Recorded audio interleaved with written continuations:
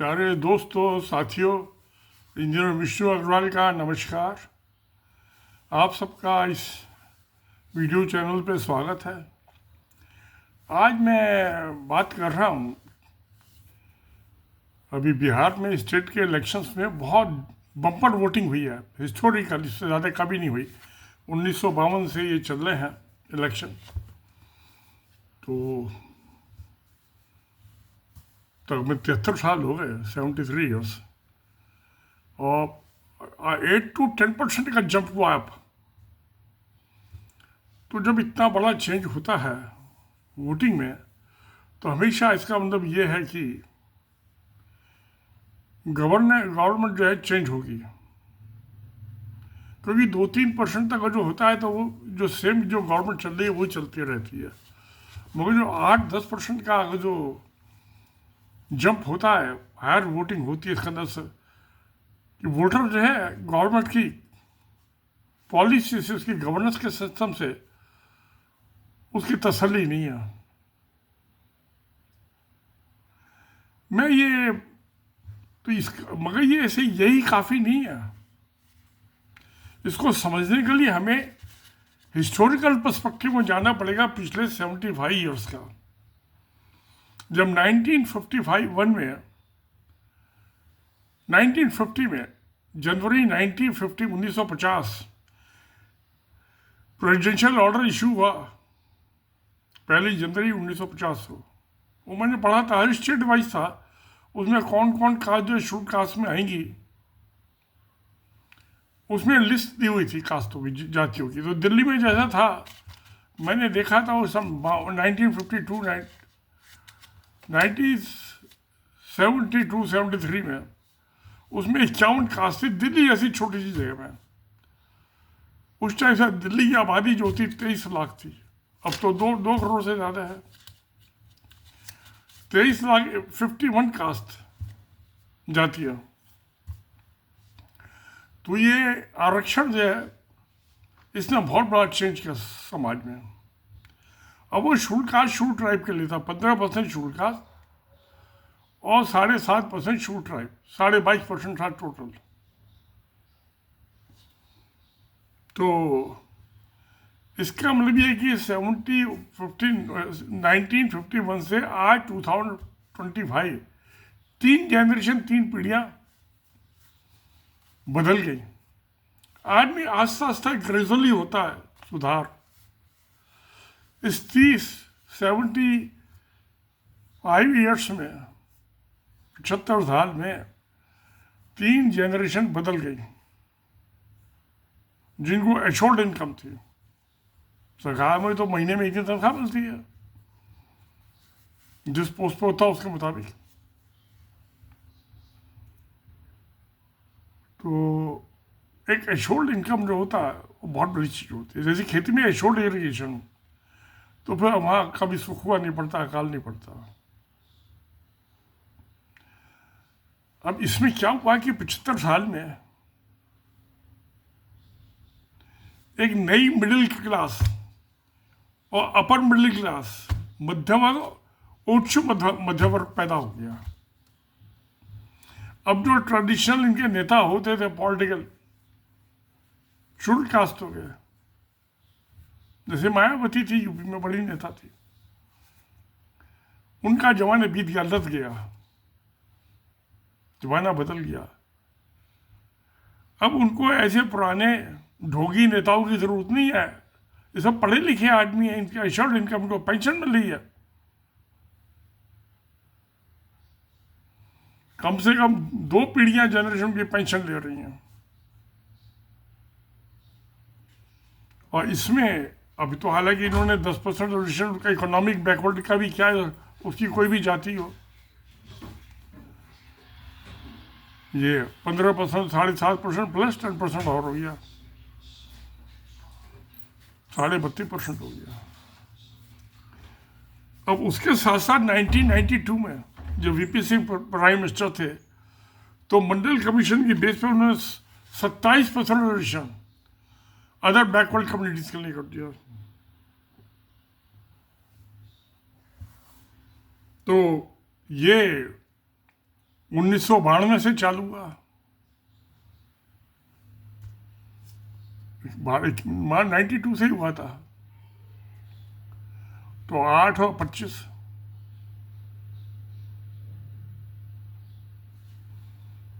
इसको भी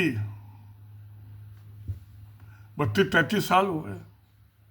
इसमें भी एक जनरेशन इसका फायदा उठा के रिटायर हो गई है, पेंशन ले रही है।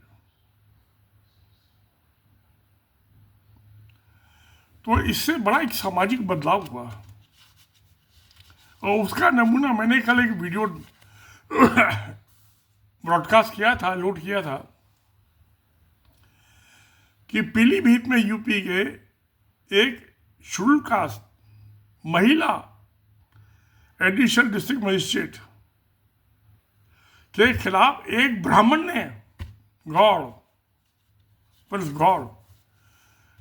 शेड्यूल कास्ट के नीचे जाते हुए हाई कास्ट वाले ने कंप्लेंट की, और झूठी कंप्लेंट की, और उसके खिलाफ एफआईआर रजिस्टर हुई। 6 नवंबर को उसने कंप्लेंट की, 8 नवंबर को गिरफ्तार हो गया, अभी तो जेल में पड़ा हुआ है। क्योंकि हमारा लॉ कि वो 7 साल से ये जो क्या था, ये पहले आईपीसी में तो 311 होता था सेक्शन, ठगरी, एक्सटॉर्शन, तो उसमें तो 10 साल की मिनिमम सजा थी, और मौत हो जाए तो उम्र कैद की सजा थी। अब ये भारतीय न्याय संहिता आ गई 2023 की, 18 साल के बाद, इसमें भी वही सेम प्रोविजन है। वह अगर जो 10 साल से 7 साल से ज़्यादा की सजा हो जिसमें शेड्यूल ऑफेंस में, तो उस केस में जमानत नहीं होती, बेल नहीं होती। इसके अलावा इनको ब्राह्मण जी को, गौड़ जी को जब तक मुकदमा चलेगा जेल में पड़े रहना पड़ता है, सड़ना पड़ेगा। मैं इसको कोई अहमियत नहीं देता। मेरा कहना ये है कि पहले जो ये नीची जातियों के आदमी होते थे, ये इस किस्म के काम करते थे, ठगी, चोरी, चिखारी। आज ये शासक बन गए, राजा बन गए, डिस्ट्रिक्ट के इंचार्ज बन के राजा हो गए, और जो ब्राह्मण था वो उसने नहीं, जिसको शेड्यूल कास्ट जो थे वो तो बन गए राजा, शासक, गवर्नमेंट बन गए, और जो ब्राह्मण था वो बन गया चोर, उचक्का, ठग। बदल गया पासा, प्यारे दोस्तों। और ये बनिए भी हाई कास्ट में, मगर ये व्यापार में रहते हैं, धंधा, तो इन्हें फर्क नहीं पड़ा। ये ब्राह्मण एजुकेशन में रहते थे, पढ़ते थे, पढ़ाते थे, धंधा छूट गया, रोटेशन हो गया, तो नौकरी कहाँ मिलेगी पढ़ाई की? टीचर की नहीं मिलेगी, प्रोफेसर, उसमें तो schedule caste, schedule tribe, OBC आ गए, तो इनके लिए क्या बचा? ये ठगी का बच गया, एक्सटॉर्शन। समाज में बदलाव हुआ, सोशल चर्निंग, सोशल चेंज हुआ। ये प्यारे दोस्तों, 75 साल में तो ये समझिए कि 33 साल तो ओबीसी को हो गया, 33 ईयर्स, एक जनरेशन, और शेड्यूल कास्ट की 3 जनरेशन, 3 पीढ़ियां। जो चोर चुका था वो राजा बन गया, जो राजा था वो चोर उचक्का बन गया। ये सामाजिक बदलाव हुआ। मगर अब जैसे मैं तो 82 साल का हो गया, बुढ़ा आदमी हूं, मगर जो मेरे दोस्त कुछ ब्राह्मण हैं जाति के, उनका नशा अभी भी वही है, मगर खोखला नशा है, हॉलो, बेसलेस।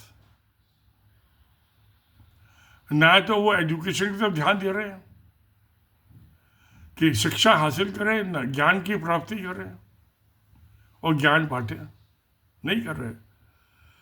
अब जो ये इलेक्शन हुए बिहार में 2025 में, ये कल उसकी जो सेकंड फेज था, मैं देख रहा था, उसमें मैंने उस पर भी वीडियो डाला है। जो फर्स्ट फेज का था तो मैंने उसे 2 दिन पहले रिकॉर्ड किया था, ब्रॉडकास्ट किया था। वहाँ पे जब सारा शासन, चाहे जो पॉलिटिकल एग्जीक्यूटिव है, चाहे एडमिनिस्ट्रेटिव एग्जीक्यूटिव है, चाहे पुलिस फोर्स है, उसमें बोलबाला हो गया schedule caste, schedule tribe, OBC, और जिनका राज था वो बाहर, तो उनको बाहर ही जाना पड़ेगा ना बिहार छोड़ के। तो बिहार में जो मुस्लिम आबादी काफ़ी है, जो माइग्रेंट्स हैं जो बिहार छोड़ के दूसरी जगहों पे गए हैं, वो मेजोरिटी में हाई कास्ट, अपर हाई कास्ट और मुस्लिम्स हैं, क्योंकि मुस्लिम्स को भी कोई रिजर्वेशन नहीं है और अपस्कार कोई नहीं है, तो उनका देश निकाला हो गया, विदेश में चले गए, दूसरे स्टेट में जाके मजदूरी कर रहे हैं। अब वो वोट डालने अब आए, वो जो भी है उनकी इच्छा है, तो बड़ी हाई परसेंट 8-10% ज़्यादा हुई है, इसकी नाराजगी है इनसे, OBC, schedule caste, schedule tribe से, उनके खिलाफ वोट डाला है। और शायद उनको भी जो वादा किया गया, ख्वाब दिखाए गए, उनको भी ख्वाब पूरे नहीं, उनको भी जो रोजगार नहीं मिला, क्यों रोजगार तो है ही नहीं। आपने 50%, 55%, 65% रिजर्वेशन कर दिया, तो आपको 3 करोड़ जॉब चाहिए देने के लिए, आपके पास सरकारी जो चपरासी लगा के चीफ सेक्रेटरी 25-26 लाख आदमी है, कहाँ से दे दोगे जॉब? रिजर्वेशन होने के बाद भी नहीं दे सकते आप, है ही नहीं, जॉब ही नहीं, कहाँ से दे दोगे? रोटी होगी तो बांटोगे ना, रोटी है ही नहीं। तो प्यारे दोस्तों, ये बिहार जो है एक आईना है, शीशा है, ऐसा ही सारे हिंदुस्तान में है, यही शीशा, सारा हिंदुस्तान बिहार के शीशे में देख सकते हो आप, क्योंकि ये पॉलिटिकल बड़ा अलाइव, गौतम बुद्ध और महावीर की जन्मभूमि है, यहाँ तो हमेशा सोशल चेंज हुआ है। जो महावीर आए उन्होंने चेंज किया, गौतम आए उन्होंने चेंज किया, बदलाव किया, तो बदलाव की जमीन है। आज 2026 के इलेक्शन में नवंबर में वो बदलाव साफ दिखाई दे रहा है, और ये से बदलाव जो छोड़ के जा रहे हैं अपना देश प्रदेश, गांव शहर, दूसरी जगह जा रहे हैं, वहाँ ही कौन सी उनके लिए जगह रखी भी है? वहाँ पे भी तो ऐसे ही आदमी है रिजर्वेशन में, आरक्षण में, वहाँ क्या नहीं है, सब जगह पूरे इंडिया में।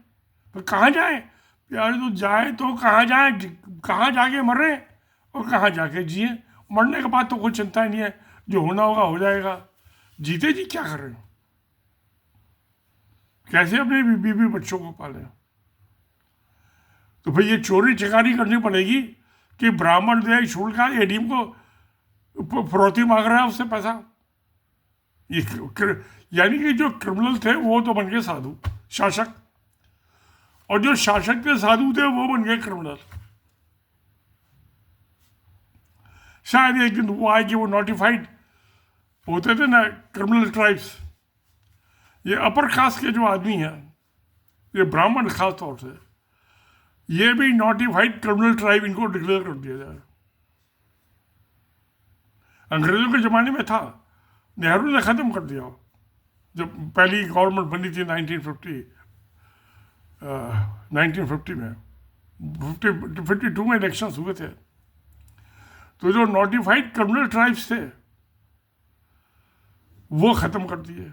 मैं वो आदत से तो आज भी नहीं करते, कर रहे हैं, आज भी उनकी एक्टिविटी क्रिमिनल है। तो अब ये ब्राह्मण जो है ये क्राइम सिंडिकेट ज्वाइन करेंगे और इस शेड्यूल कास्टों से पैसा वसूल करने के लिए, ठगी करने के लिए।